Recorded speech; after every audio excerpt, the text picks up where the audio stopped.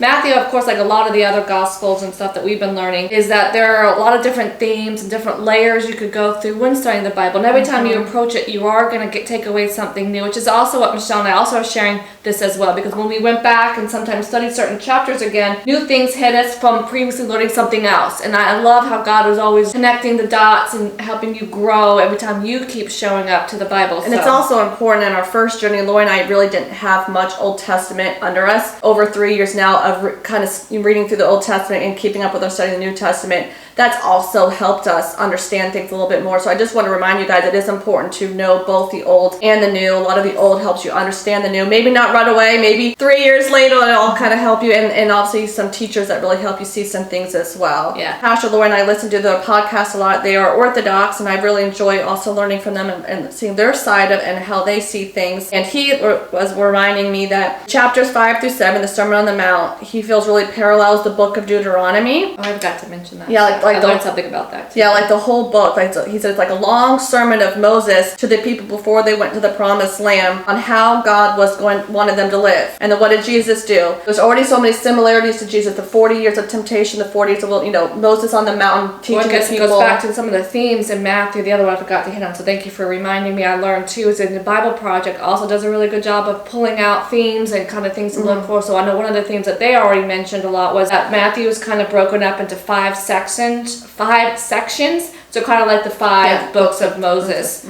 But Marty had an interesting take on it too. He said he loves that idea, but he also really likes seeing it that maybe it's the books backwards, which means Jesus is bringing us back to the garden. Which makes sense. I really like that to kind of sit with it. He's cleansing us. He's making us whole again to bring us back into community. So, I don't know. Stuff to sit with. Exactly. So he was just bringing that up. And remember, he was also saying, again, that Joshua is the one that actually leads the people into the promised land.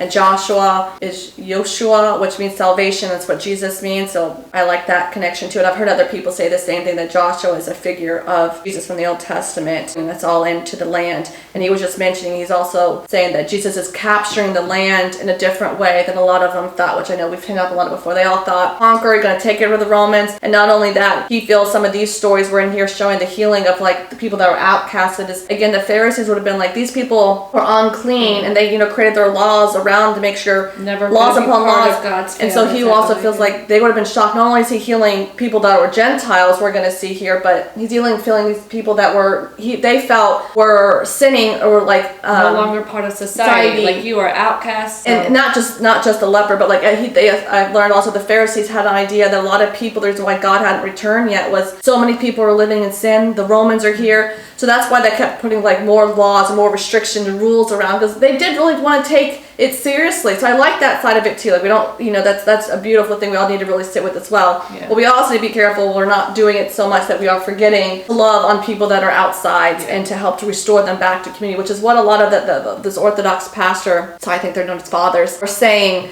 is that this is also a lot about restoring people back into the community. And it goes back to another theme of Matthew, is the outsiders are being invited in. You can see some people were starting to see that he is the one, he is the Messiah. So I like saying that, remember, it's also all the Gospels are trying to show that Jesus is the Messiah, the promised one. So Old Testament sacrifices were done. It was like a community aspect, that it was like a meal in a way, symbolic and all eating together. It was a fellowship. I know in her book too, Louise's book, talked about that too, about how when you ate with somebody was a sign of forgiveness and reconciliation. So he was just also saying, so this is also a window into Jesus' mission, that he's taking people that were once cut off out of the community for various reasons and now are bringing them back into the community. Like this is like a glimpse into the start of that. He said at the same time though, the priests would have to accept this man back in, so they would have to change their heart too and accept their brother or sister that they're coming now back in the family. I think that's also part of the book of Matthew's helped all of us to see that as well. So again, this is 2 stories that, going back into the Pharisees, would not have thought that this is who God would come back and heal first. He thought these were the people they would be getting out, cleaning out the land, purging the land, so to speak. Because even what Jesus says in verses 11, the east and west, they're all going to be sitting down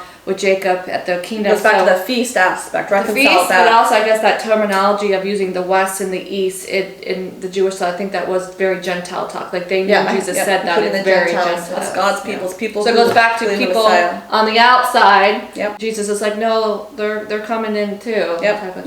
And again, moving down that here, Matthew has Isaiah quoted down at 17 about he himself took our weaknesses and carried our diseases. So there's a few things. I know I had some stuff, and I know Lori has some things on this as well. Remember, they didn't have chapters and verses, so when he was quoting this, and also we talked about previous, but like he's quoting this a little bit, knowing that you would know the rest of the story of Isaiah that's happening with this. So then you have to think about, okay, what was happening in Isaiah? When I learned it, and that second time going through, like, yes, these intentionally, Jesus intentionally is doing this, intentionally quoting Isaiah 53 here. So yes, all of us know Isaiah 53, a lot of it is about the cross and the suffering there, what Jesus did. Yes, totally. I think also what Marty made up, like, it's interesting though, Matthew is applying it here. Maybe it's also that he's trying to say Jesus is the fulfillment of Isaiah 53. And it's not just in his death, but it's also in his life. In the way Jesus is living is also the fulfillment of Isaiah 55, which again, going into John, like that the way and the truth will set you free, like everything about Jesus, not just the death on the cross, his resurrection, huge things, not downplay but that's part of it. But it's also his life and how he lived and interacted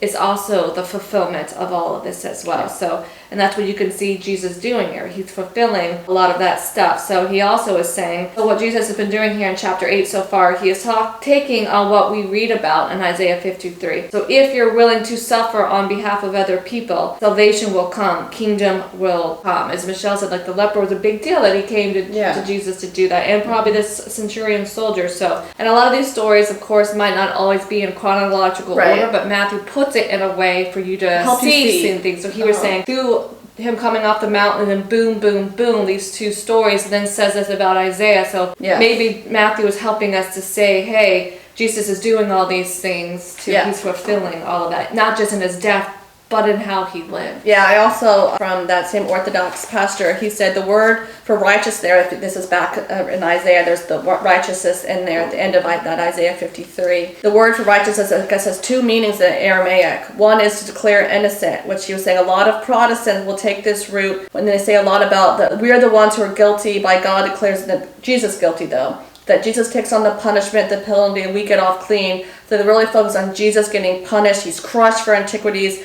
He said, it sounds like what Matthew is quoting here, that he bore a sickness. But Jesus didn't get leprosy, and he didn't get it, like in other stories here, he doesn't get the demon possessed in him. So he was saying he doesn't see that it took it on. Because if we're saying that Jesus took on our guilt, and that's not what else is being applied here. You know, he doesn't say Jesus got leprosy. You know, so I just like that, something just to sit with. He said he feels it's more the other translation that this word can mean, which is purging. He's purging us of our sicknesses. He's cleansing us. He's making us righteous. So I guess that's the second meaning way this word can be translated. Matthew starts up in verse 16. He's saying Jesus is doing all things. He's casting out demons. He's casting out these spirits. He's healing the sick. So that's what Jesus is doing in his life. And then he goes on to say this Isaiah. So I think that's also a reference. Like, it's not just the death and that, but it's also pay attention to what Jesus was doing. It's also the fulfillment of a lot of things. Yeah, so he kind of feels that's why Matthew's using this Isaiah in that sense, that Jesus is cleansing us. He's purifying us. He's bringing us back into community with God. Mm-hmm. There's nothing yet about guilt, punishment, or sin here, or even forgiveness of sins. Now, that's not to say that's not important, because that we know in chapter 9 that does come up, so it is still part of it.